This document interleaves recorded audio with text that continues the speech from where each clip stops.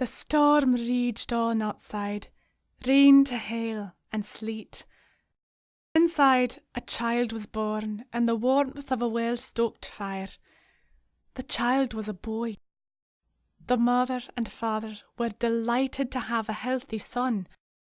But all was not well, as an evil, crooked woman heard of the birth. Not able to conceive a child of her own, she cast her evil curse on to the child. He was never to know love. Throughout his childhood, he reached out for it, but instead found the edge of the badness that lies within everyone. In a way, this shaped the young man he would grow up to be. But far from being the same as the people he had encountered throughout his life until now, he was very different.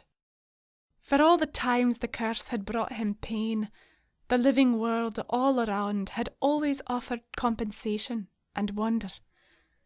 The crooked woman who made the curse did not take it into consideration, the world and its wonders, the elements, the changing seasons, and every form of life within it. The young man had decided to leave all that he had known and go in search of a world in which he would find all that eluded him. He left his home on a warm summer's night and followed the sun as it set. He made his bed for the night in the forest beside a gently flowing stream. The moon was shining above, and from a tree he heard an owl. As he lay there contemplating his future, a black cat with one white paw came from the woods and lay down beside him. Like him, the cat was alone, so he petted it, and as it purred away, he drifted into a deep sleep. The next day he awoke, and the cat had gone. The sun was shining brightly in the blue sky, and he set off along the dirt path which took him to the top of a mountain. He stood at the top and looked all around at the beautiful river and lochs below. He was beginning to feel a little hungry, so he went down to the river's edge and caught a nice big trout. He made a fire and cooked the fish. The smell of the cooked fish filled the air, and from the bushes came White Paw the cat, just in time to get a nice piece of trout. Once fed, White Paw happily wandered off. So the young man put out the fire and began walking in the direction of a small fishing town. When he arrived at the town, he went into the local free house and bought a drink. He sat down, and at the table across from him sat an elderly gypsy woman. She offered to tell him his future. She told him of his past and of the curse put on him at his birth. She was a nice woman, and told him that he would travel to a far-off land where he would meet a wise old man. The wise old man would have the power to rid him of the curse, but would ask for something in return. With that, he thanked the gypsy and left.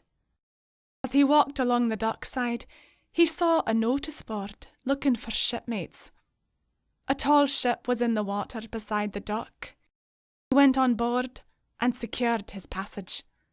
The captain was a hardy, weather-beaten man and ran a tight ship. He was bound for tropical climes in search of new trading routes. The young man worked hard, and at times the sea was very inhospitable. One night on board, feeling lost and unsure about his destiny, the young man sat at the rear of the ship, and out of the lifeboat came White Paw the cat. It went up to him and started to purr. He was happy to see him, but thought the captain would throw him overboard. But the captain said he would be good for the rats. 3 days later, the ship docked at a busy trading port.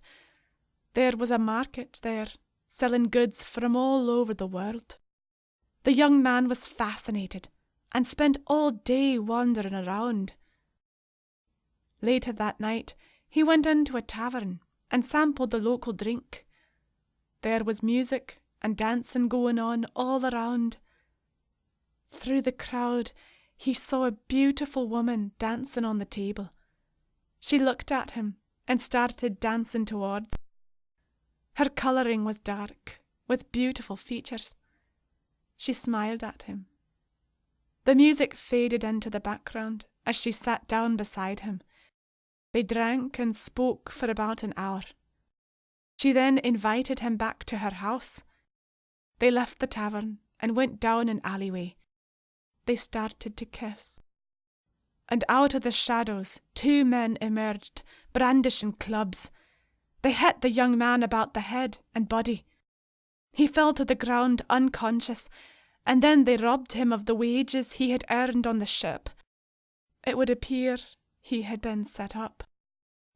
The next day he awoke in a strange room, with an old man at his bedside. The old man had bandaged his wounds and told him to rest. He got up from the bed and went over to the window, which overlooked the harbour. The ship on which he had sailed was gone. In the days that followed, the young man began to heal and get better. The old man cooked him his meals and nursed him back to health. In return for this kindness shown, the young man worked hard on rebuilding the old man's roof. The day had come for the young man to move on, and he thanked the old man for his help. Once again, he followed the sun as it set, through the forest and over the hills. He decided to rest for the night in a small cave in the side of a mountain. He made a small fire, and as he lay down to sleep, he heard a growling noise coming from the entrance of the cave. Startled, he turned to look, and there was a large wolf growling and looking straight at him. He slowly put his hand into his sack and took out a piece of rabbit that the old man had given him. He beckoned the wolf in and gave it the piece of rabbit. The wolf sniffed at it and then ate it. The wolf then turned and went away. The young man thought the cave must have been the wolf's, and he quickly moved on. As he walked across the hills, the sun was beginning to rise. In the distance, he began to see a farmhouse and began to walk towards it. The rain began to come down heavy as the young man began to walk closer to the farmhouse. He knocked on the door, and after a short while, an old man answered. He told the young man to come in and sit by the fire to dry off. He was the old man of which the gypsy had told him. He could rid him of the curse, he told him, but would have to do something in return. They spoke for hours of the young man, and the old man told him of the wickedness brought about on mankind by the evil witch. In order for the old man to be rid of his curse, he would have to battle the forces of the witch. Stronger in the passing years, the old man himself practiced white magic, and had tasks to perform, but could not due to his old age. There were 3 tasks to complete before the curse was lifted. The first task was for the young man to climb to the top of a mountain and collect in a small bottle the first dew of spring. The dew would cleanse the wickedness of the witch, who had become ugly and wretched due to her ill practice. Next day, the old man prepared to make breakfast, and as he did, he told the young man of the other 2 tasks. He told him of a flower which bloomed in the Black Forest. The flower bloomed once a year, and from within its centre it bore 1 seed. This seed, when planted on the young man's homeland, would flourish, and with that the evil worked by the witch would wither. The Black Forest, however, was fraught with danger, as the witch had eyes and ears in it through a raven. She also had power over a wolf. To slay both the raven and the wolf was the 3rd task. The old man went into an old chest and took out his sword and shield. He told the young man that he had worked some white magic on the shield, and that it would protect him and warn him of evil in his midst. The young man asked when the dew would be ready to be collected. The old man told him the day was drawing near, and that he had to climb the mountain at night and collect the dew in the morning. A few days passed, and the old man told him of the whereabouts of the mountain. He left in the afternoon to climb the mountain. So the young man set off and came to the foot of the mountain. In his pocket he had a small bottle with which to collect the dew in the morning. The mountain was pretty dangerous to climb, but he made it to the summit. Once he reached the top, he made a small fire and rested. At dawn, the dew began to come through the heat of the sun. He opened the bottle and, with a folded leaf, guided the dew into the bottle. It took a while to fill up, and when it was 3/4 full, he put the cap on and began his descent. He made his way back to the old man's house and was congratulated on completing his first task. They had breakfast, and the old man told him the day of the flower blooming was near. Again, he would have to get the flower seed at dawn. This would mean going through the forest in the night. In the days that followed, the young man practiced using the sword and shield. The old man told him that the raven and the wolf would work together to try and defeat him. In the evening, they sat down to a meal, and the old man told of where the black forest was. Later in the night, the young man left for the forest, and with his sword and shield. As he got closer to the forest, he heard the howl of the wolf. An owl was tooting in a tree as he wandered deeper into the forest.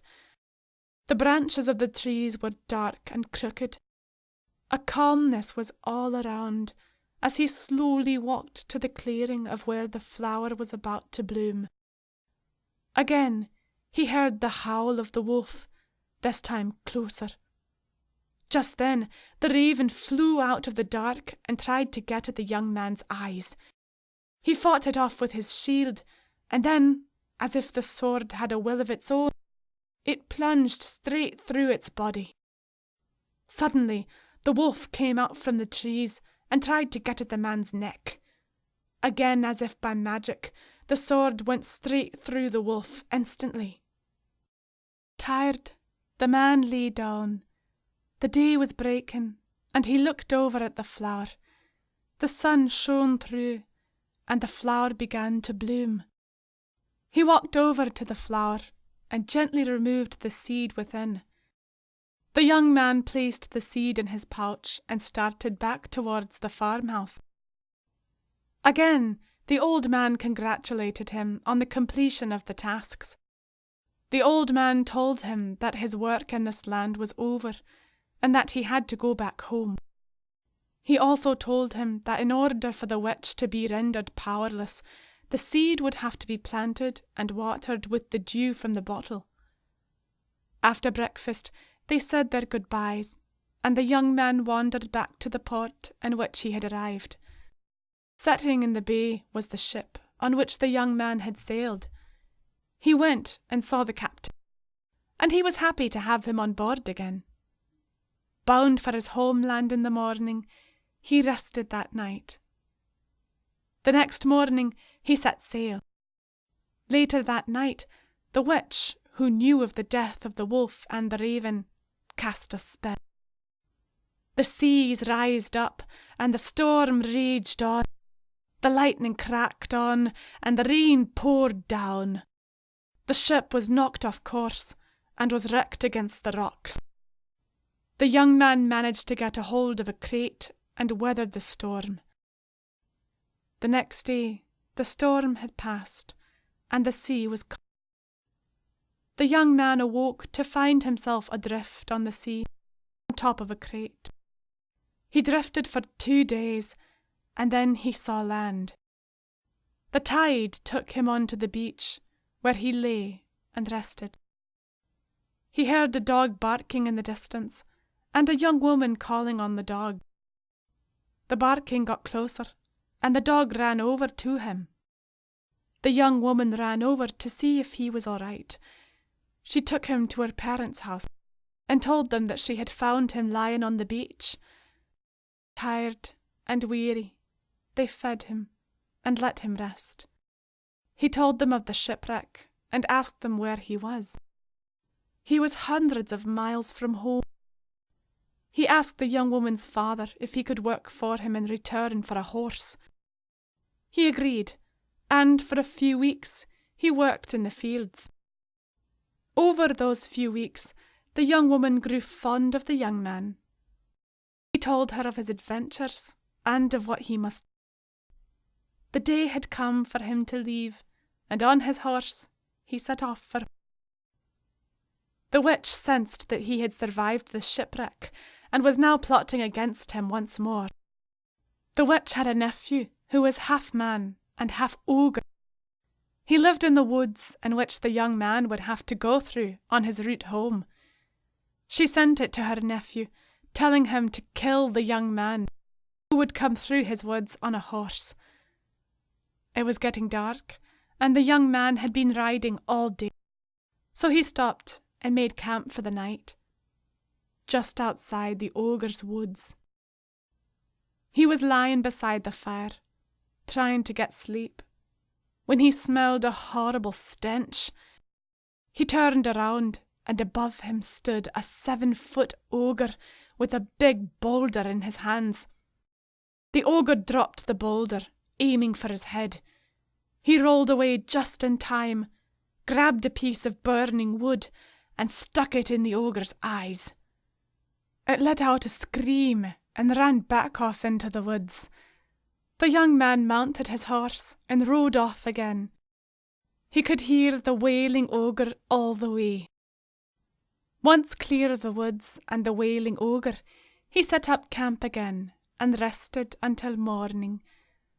In the night, as he slept, he had a nightmare about an army of ogres led by a witch, burning his hometown, killing people who lived in it. He woke, shaken to the bone with the wailing of the wailing ogre in the distance. Being so tired, he drifted back into a sleep. This time, he dreamt by a stream. He was walking by a beautiful waterfall, and there was a beautiful woman standing by the water's edge. She beckoned him over, telling him not to fear, that everything was going to be all right. She told him to come into her arms. He put his arms around her and lowered his head to kiss her. At that moment, she turned into the hideously ugly witch. Startled, he woke up, got on his horse, and took to the path. The witch's crow had returned and told her of the blinding of her nephew. She sent the crow to her sister, telling her to assemble an ogre army to get revenge on the humans and the one who blinded her son. She could sense he was getting close, but she had no knowledge of the seed and the dew and what it could do to her evil powers. He rode into his town and told the people to arm themselves. He told them of his nightmare and of what happened with the ogre. The people that knew for such a thing had to happen to an ogre, there would be trouble. The women and children of the town were sent to relatives as the men prepared for battle. Over the hills in the distance was a roar of thunder. The sky cracked with lightning, and the rain came down. Through the sky came the evil witch, laughing insanely as she came with a small army of ogres. The men of the town outnumbered the ogres, but with the height and strength of the ogre, it was about even. The battle was fought in a large field at the edge of the town, and no one was taking prisoners. There was a bloody battle, and a number of ogres ran for their lives. "It's not finished," was the chant coming from the witch as she flew away with the retreating ogre army. After the battle, the young man found a small secret plot of land in which to plant the seed for all this time he had kept the seed and the dew safe. The years passed, the flower bloomed and was planted throughout all the land. The young man married the young woman who found him on the beach, and no more was heard of the witch. The end. A number of years passed, and one day there was a knock at the door. The old man who had rid the young man of his curse years before stood there at the door. He invited him in, and they spoke for hours about the life he was now living and the love he had found. Suddenly, the door flew open, and in ran a beautiful young girl. The old man turned to the younger man and told him that the girl was his reason for his visit. He told him he wanted the girl to teach her in both knowledge and combat, and that one day she would return a true warrior. The man and his wife were very sad to let her go, but they knew that for all the love they had, this was the price they had to pay. This was what the old man had meant by something in return years before. The old man told the younger man and his wife that one day, just like her father, she would have to protect the village as the witch was still alive, but now more like an animal than a woman. Each time she used black magic, there was a price to pay. The young girl cried, as did the mum and dad on the day they said goodbye. The old man put the girl up on the cart, and he sat up on it and set out for home. The girl cried until she slept. Gently, he lifted her out and put her in the small bed he had prepared for her. In the morning she woke, and the old man gave her breakfast. He told her she had to learn first to conquer her emotions, developing inner strength in doing so. She was old enough to understand. The old man, over the next few days and weeks, would teach the young girl how to fight with a sword and shield. One day when the girl was out in the fields picking some fruit, she sensed she must return home to the old man. As she went into the house, she saw the old man on the floor with a small cut on his head. He had fallen. She helped him up and tended to his wound.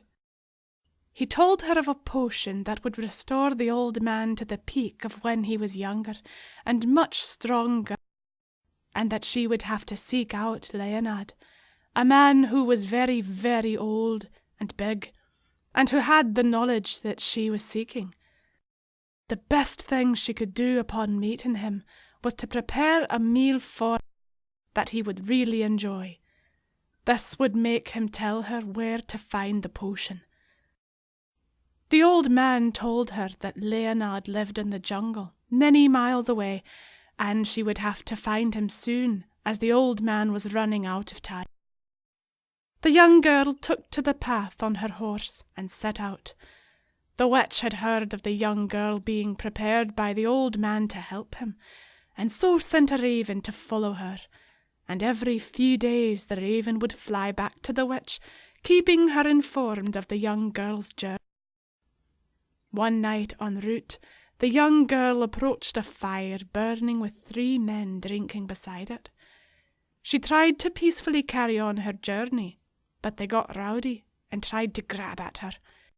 She got down from her horse and set about the 3 men, kicking and punching all the while. She left them victorious and told them they were fortunate only to get a beating for acting the way they did. The girl started off once again on her journey. As she travelled further into the jungle, she was aware that she must find a suitable meal for Lena. Calling on her teachings by the old man over the years, she decided to combine food with spirit and work on the meal for Leonard. She rode through the forest and searched for Leonard for about 10 days and could not find him.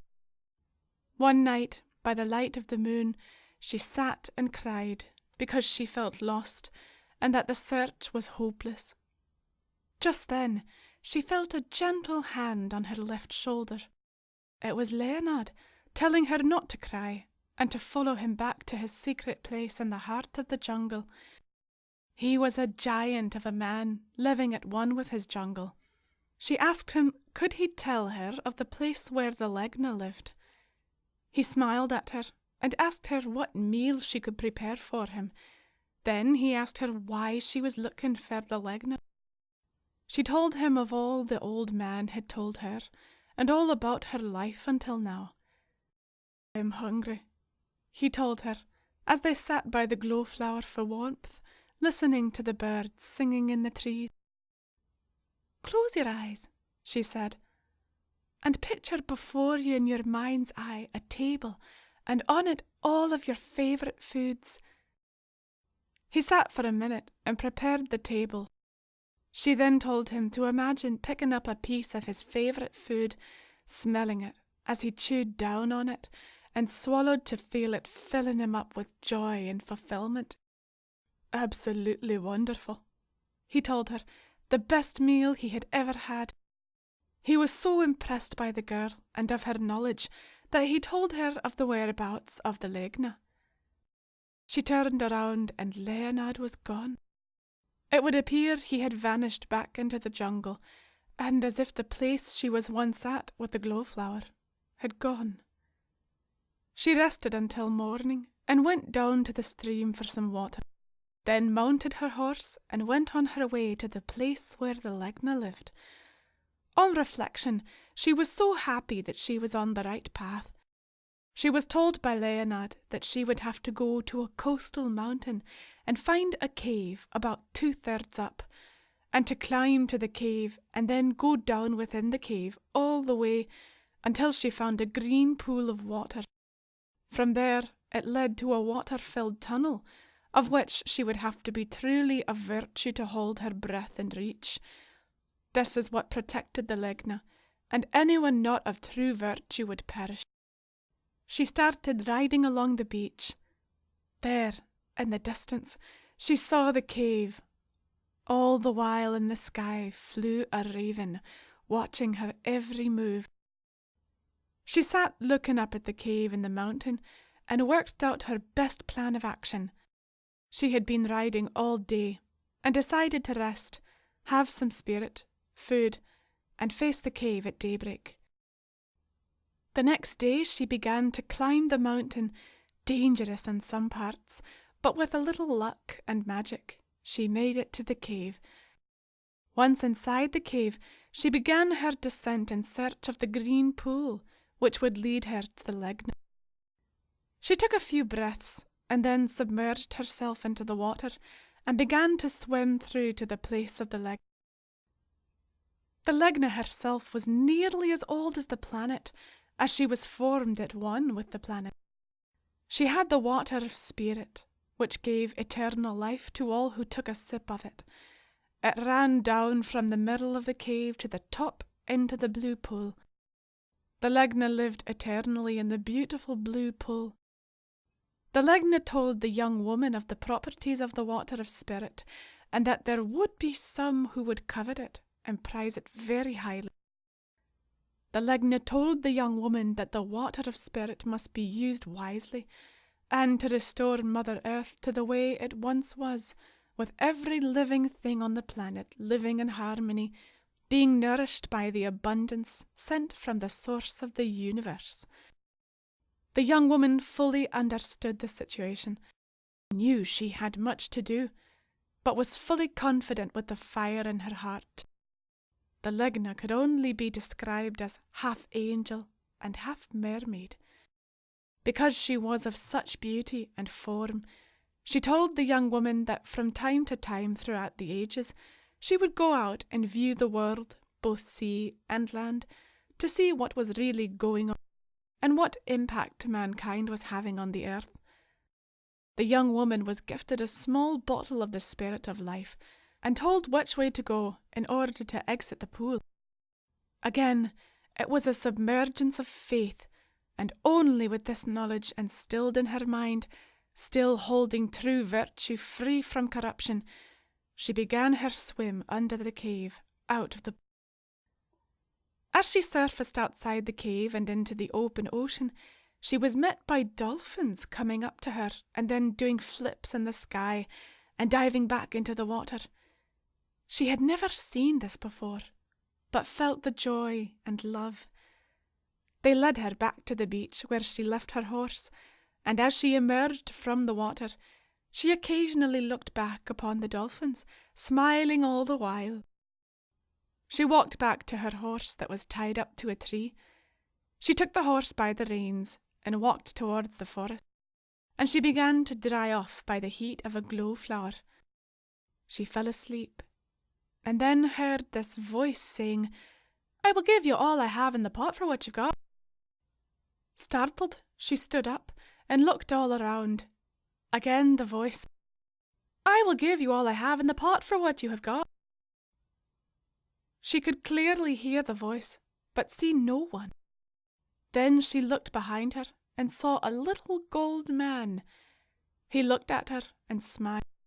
Then he picked up a thin stick from the forest floor and began to slowly stir a small puddle on the forest floor. Slowly, it revealed this pot he spoke of, filled with gold coins and plates, goblets, and more. She did not take long to think about it, and told the little gold man no thanks. And with that, the little gold man wandered off back into the forest. The next day she got up on her horse and set off for home to see the old man once again. As she was travelling through the forest, she saw the three drunks in the distance and remembered some magic the old man had taught her. Instead of another confrontation with the three men again, she sat upon her finger a flutterby. These were small flying insects. She asked it, with her mind, to swarm the three drunks, and in doing so, clear them from her path, so she may pass without confrontation. The raven that was following her went back to the witch. The witch, like the Legna, was nearly as old as the planet itself. But whereas the Legna wanted only good for the planet and the best for it, the witch wanted to return to complete darkness before the time the earth was made. And where the witch could influence this among mankind, she would. The raven told the witch of the young woman going into the cave on a mountain, and then of the little gold man and his offer. She knew she must have something that was of good and could bring about her end. So she sent 10 ogres to ambush her as she travelled home.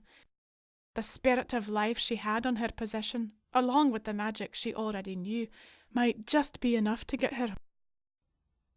One night, as she was riding through a forest, there was a calm all around, until the ogres surrounded her and tried to capture her. They had her surrounded, and as she did not particularly agree with violence, she stood and raised her arms and turned around in a circle. As she did this, the 10 ogres were lifted one by one and thrown backwards off trees and rocks and into bushes. With that, she mounted her horse and rode off in the direction of home to see the old man once again. The day came when she finally saw her home in the distance. She stood up and looked at her and smiled. She got down from her horse and walked towards the old man. She picked up the small bottle and gave it to him. He took a small sip and then replaced the cork with it. In minutes, he returned to his prime, younger and fitter, and also immortalized by the spirit of life. He gave it back to the young woman and told her that she could now return home to her mum and dad. She thanked the old man, who was now young once again, thanks to the spirit of life. She then mounted her horse once more and then headed home to see her mum and dad. That night she rested by a small stream, and again she heard the voice of the little gold man. The young woman knew it was the little gold man again, asking her for the spirit of life. She had seen the pot of gold of which he had offered, and thought for a minute, wouldn't it be good to return home a warrior, with the pot as a gift for her family and the village where she lived? But then she thought of a time where she would need the spirit of life again. She decided to turn down the little gold man's offer, and he disappeared once more She was riding home, and from the top of a hill she saw her village in the distance. She approached her mum and dad's house, and she knocked on the door. "Is it really you?" said her mum and dad, viewing their beautiful warrior daughter all grown up. They sat up all night and made merry on them being rejoined as a family. In the coming days life was very good, but something was not sitting well with the young woman, because she knew all too well that one day the witch would return to her village with an ogre army to try and put an end to the line. From the father who had played his part in defeating her many years ago, to now the daughter who truly had a chance to put an end to her wicked ways. One night the young woman was lying in her bed, and she heard the witch screeching out in the distance, "I will come of a morning, but you will know not when." The witch had crow-like wings, and she, like the Legna, could fly. But where the Legna would look for solutions for mankind to best live, if she could, the witch would do the opposite, bringing more darkness into the collective consciousness of mankind. Witch wars, killing, and cruelty. One day the young woman was having a meal with her mum and dad when she heard a knock at her door. She got up and walked over to it. There stood the young man who had a sip of the spirit of life. He looked totally unbelievable to the young woman's parents, but they knew him and invited him inside and fed him. He turned around after a while and asked that when the witch and ogres came, that he might fight instead of the young woman's father. The father trusted the young man, and although being a proud man, he said that he could, by way of granting the young man his wish. The young man was invited to stay at the family home in his own room. Whilst out walking with the young woman one day, he told her there was a price to pay for immortality. One being he could only love the earth and Mother Nature, but no woman. This was to keep him safe and strong as he passed in years. He told her that this would save him from ever breaking a heart or having his own heart broken. He was very wise. The young woman asked him if she could give her father a sip of the spirit of life, and he told her, "You must not, or you will disappear, and everything that has come to pass since your birth will no longer exist. The fight for true love which was won with your mum and dad when you were born would all be for nothing. Do you understand this?" He asked her. She cried a little and said yes. "On the other hand, if you hold on to the spirit of life as until such time you may feel you may want immortality in the future, apply your wisdom, but remember the cost which comes with it." The weeks passed. Then one morning came the screech they had dreaded to hear, ringing throughout the skies. But this time, instead of the men of the village joining with the fight, the entire village was told to sit tight at home, because the young man and woman were going into battle against the ogres and the witch. Clearly outnumbered, as the ogre army of around 30 advanced over the hill, with the witch hovering in the sky just behind them, the young man conjured up an electrical storm in the sky between him and the advancing army. Suddenly, electricity came from the sky, hitting every ogre, enough to leave them knocked to the ground with the shock. "I think this may even things up a bit now," he shouted up at the witch. The witch then threw a small bone onto the ground in front of him, and within minutes a dragon-like creature began to form in front of him. He turned to the young woman and said, "Stay back." The dragon attacked the young man, knocking him to the ground. Then it released a bolt of fire towards him. He rode out of the way and tried to get at it with his sword, whilst shielding himself with his shield. As the young woman stood and looked on, the witch attacked her, again knocking her to the ground. She looked up at the witch, thinking it was all over, when she saw the Legna coming into view, flying above her. The Legna flew into view of the witch. She flew up and they were opposite and level in the sky. The witch tried to conjure an unkindness of ravens to get at the Legna, but she circled her arms and was instantly within an invisible protective bubble. The Legna then, with her left hand, made a half-circle gesture in the sky, and with that a beautiful rainbow appeared. She then lifted her right hand, and with one flick of her wrist and an outward motion, the witch was trapped in the rays of the rainbow.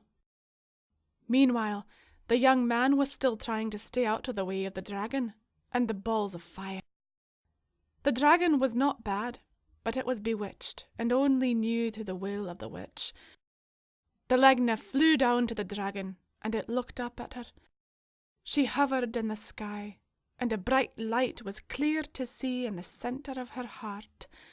The light radiated from her heart and connected with the heart of the dragon.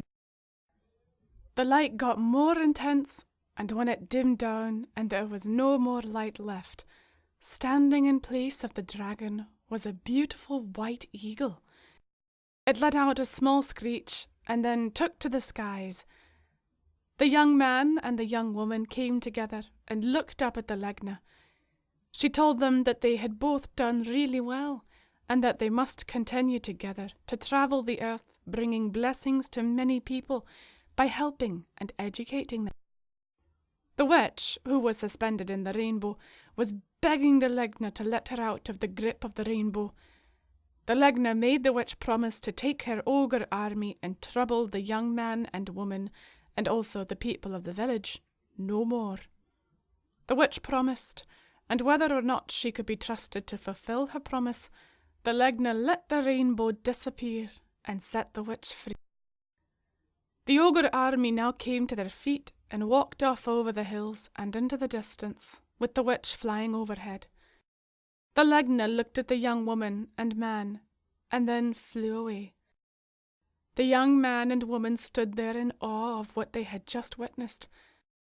Just then they heard the voice of the little gold man, this time not making an offer of his pot. He simply walked over to the young woman and congratulated her on not being tempted with his gold. He then smiled and wandered off into the forest. The end. The now young man and young woman had a farewell gathering in the village and said their goodbyes in the morning, and then set off on horseback. "Where will we go, and what will we do?"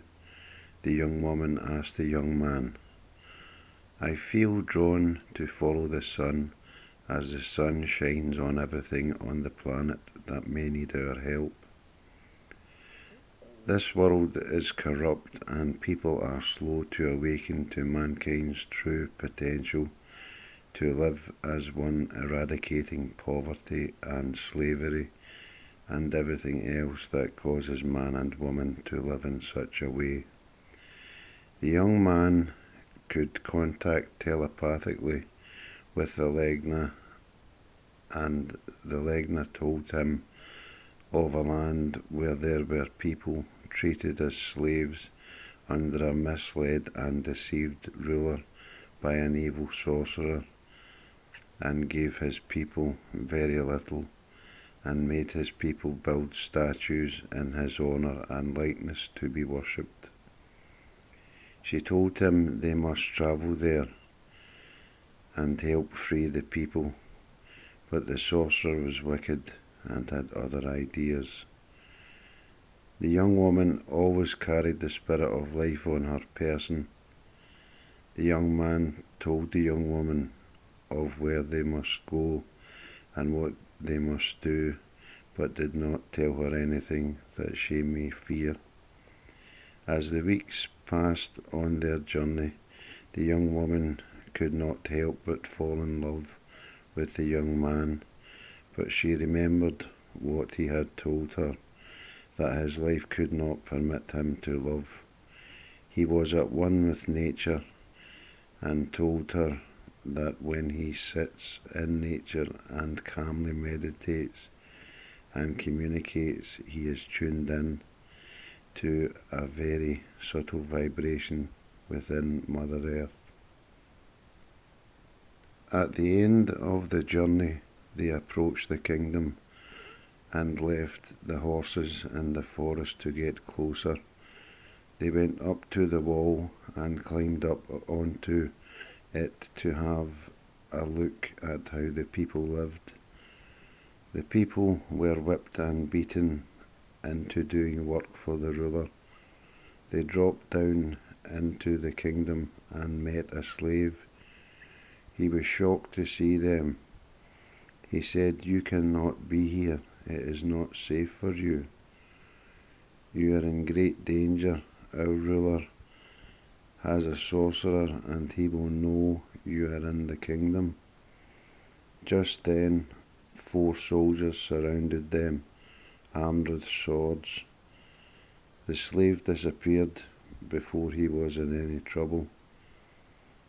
"Come with us," one of the soldiers said. Within the kingdom there was a castle on a large island. They were put into a boat and taken to the island. As they approached the island, they saw the ruler and sorcerer standing on a balcony. The soldiers escorted the young man and the young woman to the castle gate. "Keep calm and go within," a voice told the young man. It was the voice of the Legna. He looked at the young woman and told her not to worry. They entered the castle and were taken in front of the ruler and the sorcerer. "Come here," said the ruler. "Look out over the water and see how much my people love me. They build statues in my honour to worship." The sorcerer had the ruler brainwashed that his people were happy and built statues in his honour, but that was not the case. Just then the sorcerer ordered the pair to be taken to a cell because they knew the truth about the people and how they were treated. The guards tried to arrest them, but the young woman waved her hands in an outward motion and the guards fell back. They then jumped from the balcony and took a boat from the island to make a getaway. The young man and woman spoke of how the ruler had no idea of his people or the deception. "Look," said the young woman. Behind them came a small fleet of 5 boats, chasing them across the water.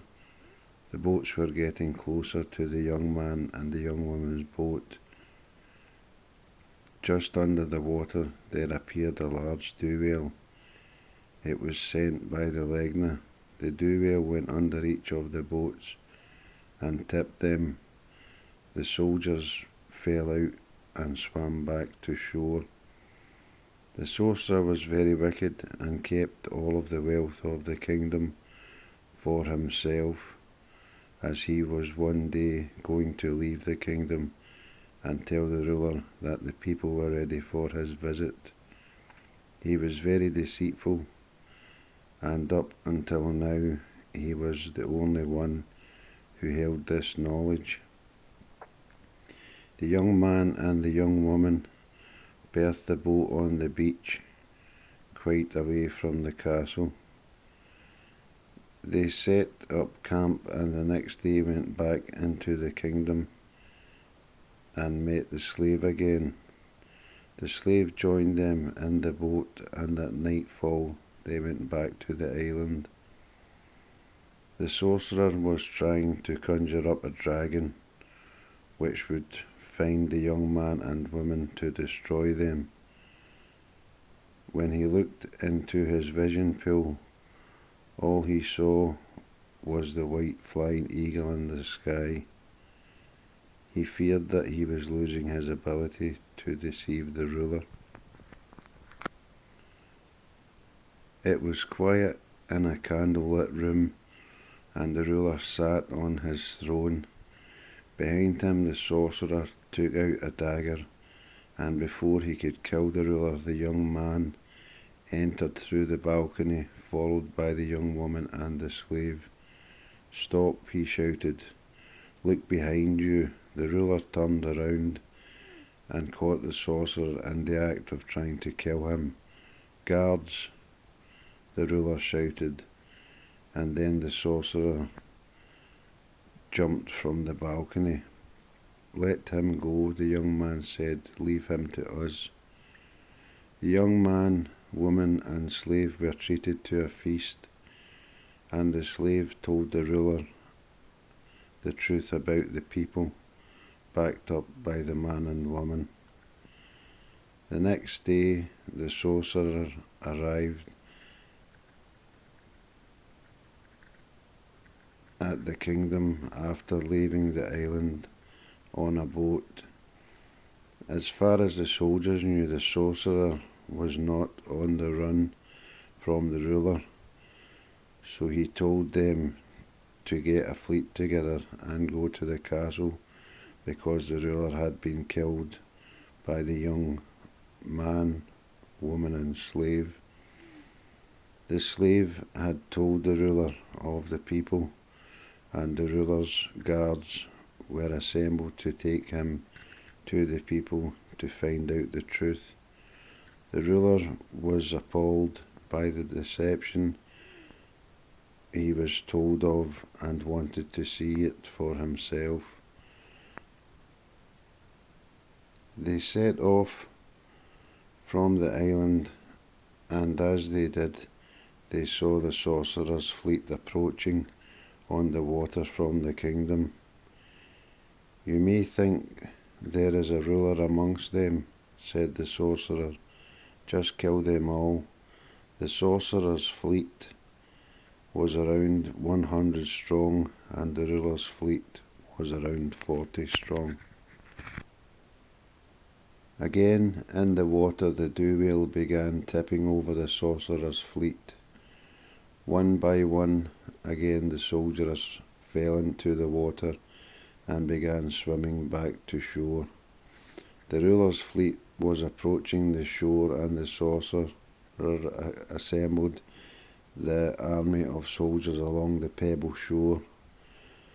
There was around 100 soldiers on the shore. They stood in wait for the ruler's fleet to arrive on the shore to begin the battle. Just then, in the water between the ruler's fleet and the shore, appeared the large dew-wheel. It spun around just off the shore in the water, and the shore began to come away from the feet of the waiting army. There was a commotion that ensued, and the army backed off in disarray. The water settled, and the ruler's fleet went ashore. The sorcerer was now nowhere to be seen. He again escaped and was in hiding. In the coming days, the young man and the young woman, along with the slave, took the ruler around his kingdom, showing him of how much he had been misled and deceived by the sorcerer. The ruler wept and said, "This is so wrong. My people are broken and only live under fear." The ruler appointed his slave as his advisor to help him be a just ruler for his people by being compassionate and fair with his people. A few months passed, and the people began to love their ruler for the decisions he was making and how he had been looking after his people. The young man was meditating one day and was contacted by the Legna. She told him he must stay with the people for a while, as the sorcerer was trying to find the witch to see if he could offer her a kingdom for her help. The witch was aware of the power that the Legna has and was considering joining forces with the sorcerer to defeat her. A year passed and the kingdom was flourishing, but all the while the witch and the sorcerer were planning an invasion of the people because the witch took the sorcerer up on his offer. Again she assembled an ogre army. The day came when the witch and the sorcerer, along with the ogre army, were at the gates of the kingdom. The Legna told the young man to get all of the people to the island the previous day, and when the army of ogres got through the gates of the kingdom, it was empty. The ogre army searched throughout the kingdom looking for a battle, but there was no one around. They are on the island, the sorcerer had told the witch. The young man was advised by the Legna to leave enough boats on the shore to lure the ogre army to the island. The sorcerer said, "Do not go into the boats because of the dew-whale." And he says to the witch, "We have the kingdom." But she said, "We have nothing without the slaves and the riches of the ruler." The witch asked about the dew-whale and the sorcerer described it and told what it had done in the past. The witch said, "You had this knowledge, yet you led me here. For that you will take the boat to the island by yourself." The sorcerer, since seeing the white eagle, knew that he had lost his powers and pleaded with the witch not to put him in the boat. She told him to get in the boat. He got in, and after about 100 yards from the shore, the dew-whale started rocking the boat. The sorcerer was so evil that he took out a sword and killed the dew-whale.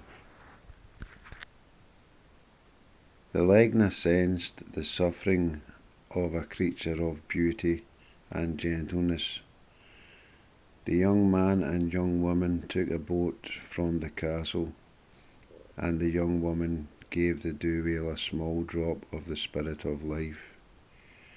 Its wounds healed, and it came back to life. It looked at the young woman and swam off.